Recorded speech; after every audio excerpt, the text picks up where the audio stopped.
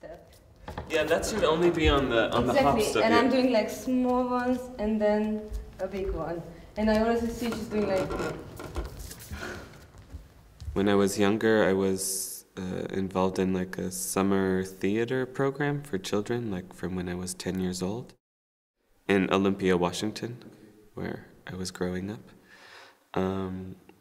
And so anyway, I did this during the summer for some years, and then in high school I was more involved in theater, but also, I mean, we also did some dancing, but more in like musical theater or singing.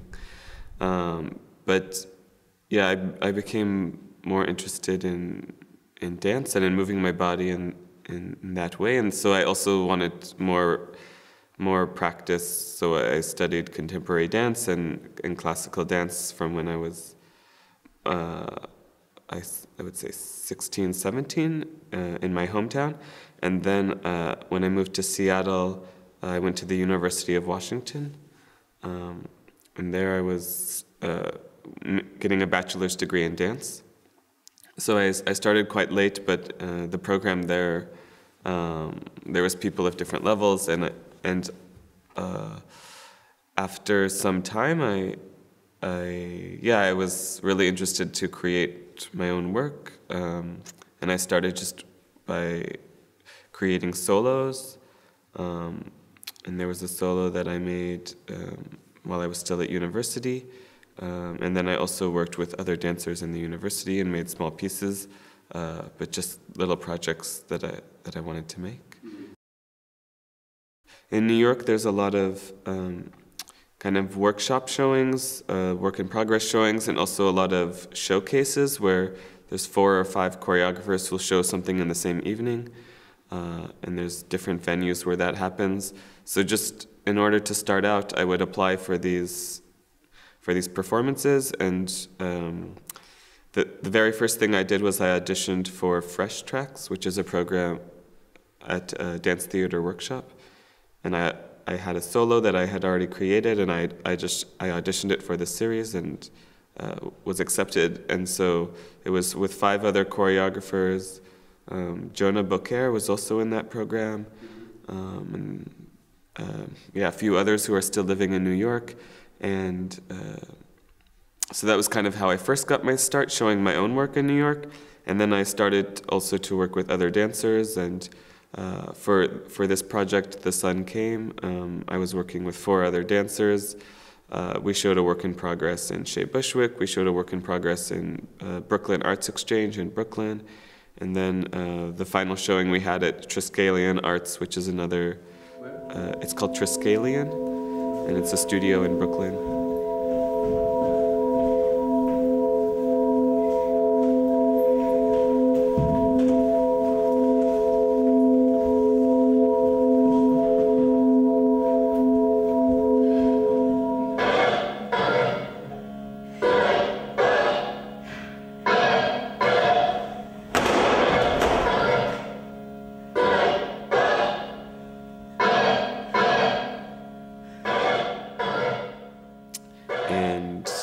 Yeah, so I was always interested in working on my own projects, and then at the same time, I started dancing for other choreographers like Miguel Gutierrez, and then I was working with Big Art Group. It's in 2 different cycles. There's the training cycle for 2 years and the research cycle for 2 years. And the research cycle is a bit more focused on choreography and making work. So then I joined the research cycle, so I was at Parts for 2 years. But I was interested I was interested in coming for a lot of reasons. I feel like I wanted to be in a more focused environment again, because in New York there's a lot happening, and it's all over the place, and I was also working at a restaurant 4 days a week just to make money, so my energy was really dispersed, and it was getting a little exhausting, and so I really wanted a place with more focus, and a place where I could really work on dance for a long period of time. Like, we really had every day for 8 hours time to take classes and time for me to work on the projects I wanted to work on.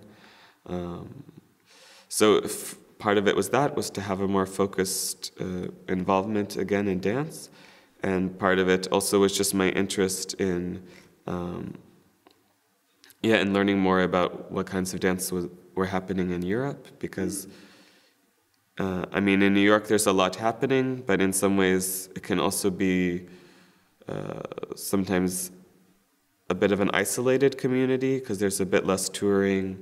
I think maybe that's been changing in the past few years, but, you know, when I was there, I would see big companies sometimes come from Europe, like Pina Bausch, or I also saw Maggie Marin.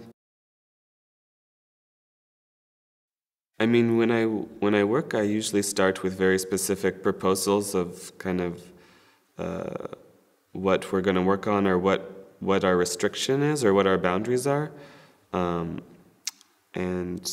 then when I'm working with the dancers, I allow them to know the frame that we're working inside of, and to see like how that inspires them and what ideas they come up with. And of course, I also come with a lot of my own ideas of things I want to try.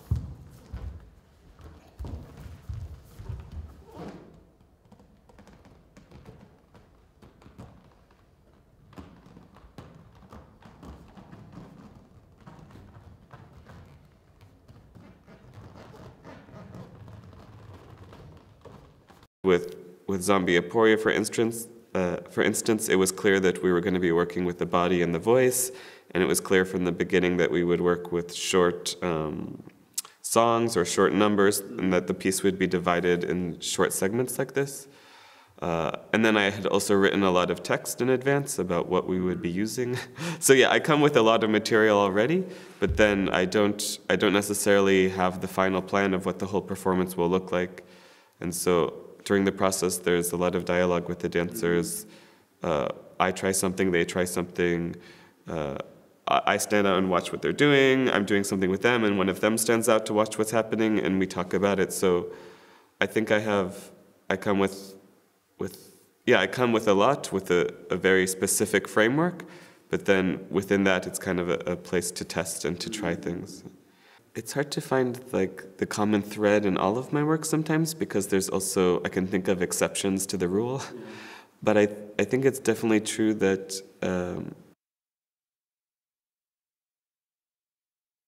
that this idea of more than one thing happening at the same time is something that I'm always interested in, and it's that choreography isn't just about what you see, but also what's going on inside the dancers.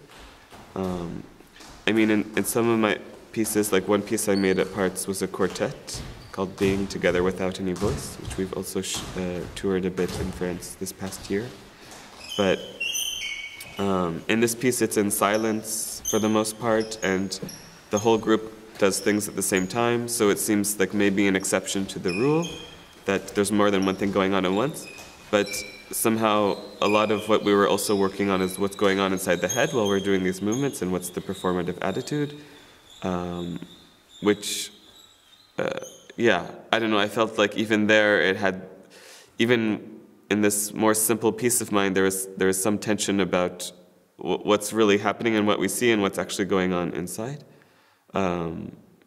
So I think that I could say that that's a common thread that comes through my work, is that there's more going on than just what you see.